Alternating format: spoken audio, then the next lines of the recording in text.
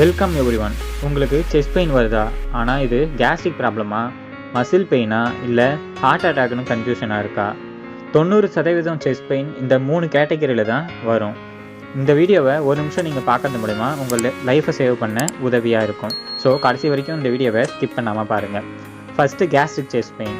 இந்த வலி எப்படி இருக்கும்னா, பர்னிங் செஸ்ட் பெயின் மாதிரி இருக்கும். சாப்பாடு சாப்பிட்ட உடனே அதிகமாகும். வயிறு உப்புசமாக இருக்க மாதிரியும் இருக்கும். இந்த வலி வயிற்று பகுதியிலேருந்து நெஞ்சு பகுதிக்கு பரவும். அது ஏப்பம் வந்ததுக்கப்புறம் சரியாகிடும். இப்படிப்பட்ட வலிக்கு நம்ம பயப்பட தேவையில்ல, ஹாஸ்பிட்டலுக்கு போகணும்னு அவசியம் இல்லை. ரெண்டாவது, ஹார்ட் அட்டாக் செஸ்ட் பெயின். இந்த வலி எப்படி இருக்கும்னா, ஹெவி ப்ரெஷர் செஸ்ட்டோட நடுப்பகுதியில் இருக்க மாதிரியான வலியாக இருக்கும்.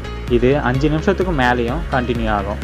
இந்த வலி ஒரே இடத்துல இருக்காமல் செஸ்ட்டில் ஸ்டார்ட் ஆகி லெஃப்ட் ஹேண்ட், தாடை பகுதி, முதுகு பகுதி வரைக்கும் பரவும்.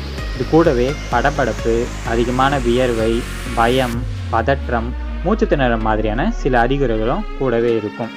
இந்த வலி ரெஸ்ட் எடுத்தாலுமே குறையாமல் இருக்கும். இந்த எல்லா சிம்டமும் ஹார்ட் அட்டாக்கோட முக்கியமான சிக்னல். ஸோ டைம் வேஸ்ட் பண்ணாமல் ஹாஸ்பிட்டல் போயிட்டு உங்களை சேவ் பண்ணிக்கோங்க. மூணாவது, மசில் செஸ்ட் பெயின். வலி இருக்க இடத்துல டச் பண்ணும்போது அதிகமாகும். கையை மூவ் பண்ணும்போதும் ட்விஸ்ட் பண்ணும்போதும் பெயின் ஷூட்டப் ஆகும். இந்த வலி உங்கள் செஸ்ட் பெயினில் ஒரு சைடில் மட்டும்தான் இருக்கும். இதுக்கு நீங்கள் ஹெவி ஒர்க் பண்ணுறதும் தவறான பொசிஷனில் தூங்குறதும் தான் முக்கியமான காரணமாக இருக்குது. இது டேஞ்சரான செஸ்ட் பெயின் கிடையாது. ஸோ இதுக்கும் பயப்பட வேண்டிய அவசியம் இல்லை.